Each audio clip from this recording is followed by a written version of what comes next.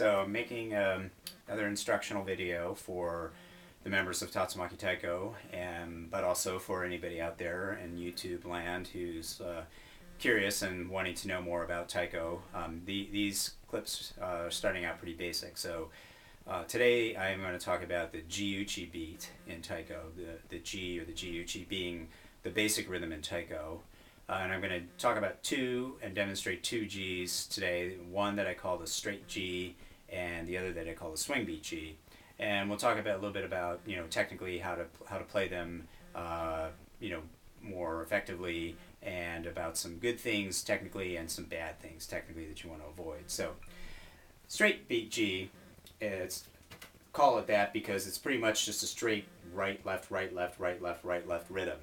Right left, unaccented, unsyncopated. So sort of play just the way you would expect, by the name straight G.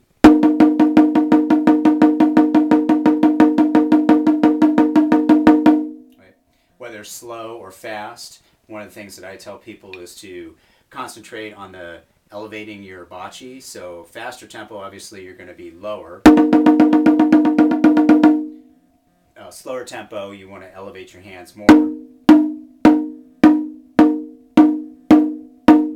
But by focusing on that and keeping both hands the same and being consistent, I think it helps you with your tempo, timing, and making sure that you're consistent, especially with the sound. So two things that you have to be careful about, common problems that people have. One is, just not being steady. So if you want to practice to a metronome, put a click on and just try to play along with that click or double time. However you want to do it, but trying to stay steady, not slow down, not speed up. The other thing that people have a problem with sometimes is you have a really strong right hand for right-handed people and a kind of lazy or weaker left hand. And so without intending, the G sort of becomes accented, which it shouldn't be, and you hear the right hand because the right hand's stronger than the left. So here's another example. This would be something that you would not want to do. It's just being too strong on your right. Right, so the problem there is I'm not elevating my left. So if I even out the elevation of both hands, make them the same, automatically the sound is the same.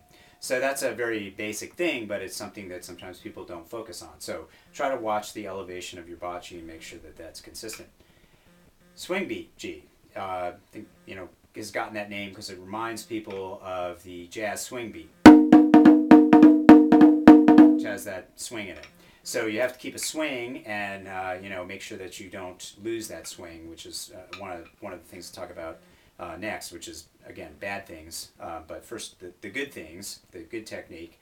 Downbeat on the right hand, the swing with being the fast left before the next right. So the way to play the swing G is right, left, right, left, right, left, right, left, right, left, right, left, right, left, right. But the fast beat is between the left that goes before the next right. So that's where you want to put the swing. One of the problems that people have with this rhythm is they frequently, without intending to, flip the downbeat to their left hand, right? So you hit the right hand, but you put the fast beat between the right and the left, this way. Okay, now I put the downbeat on my left hand.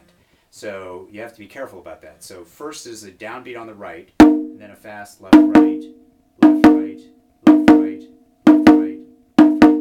If you were to play it left-handed, you put the downbeat on the left, and then do the opposite, left, left, left, left, left. Okay, right-handed, right. So one of the difficulties that people have with the swing beat is tempo. So at a slower tempo, you might be able to keep it nice and even, get a swing in it. Faster tempo takes some practice.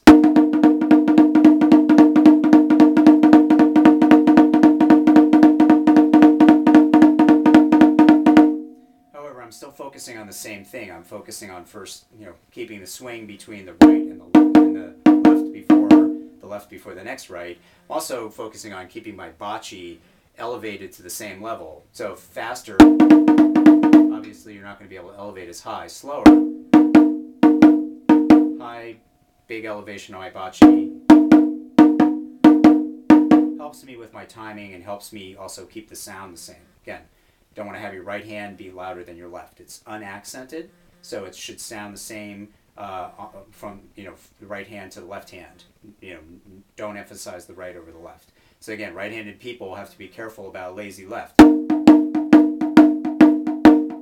soon, all you hear is just this. You don't hear this swing in it anymore because the left hand is weak. You're not elevating. The other thing you have to be careful about is getting lazy with the left and slowing it down and having the swing go out. So these are all bad technical things that people do. So I'll show you that. If taking the swing out is when the left starts to get lazy.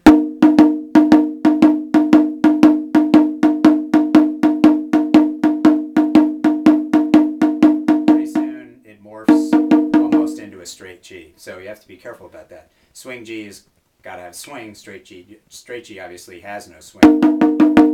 Versus. So one thing you could do to practice those two Gs is put a metronome on, get a click going,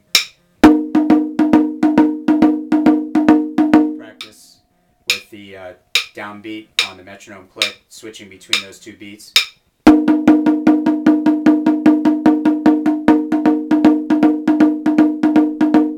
Again, trying to keep your downbeat with metronome click. So I hope that helps. Keep practicing. I always encourage people, too much practice there's no such thing as too much practice. A little practice never hurts. You will get better at these. You will be able to do them without thinking about them. Your playing will become more even and more relaxed. And then as that happens, you can move on from some of these sort of basic things to getting into some more advanced things and more technical playing.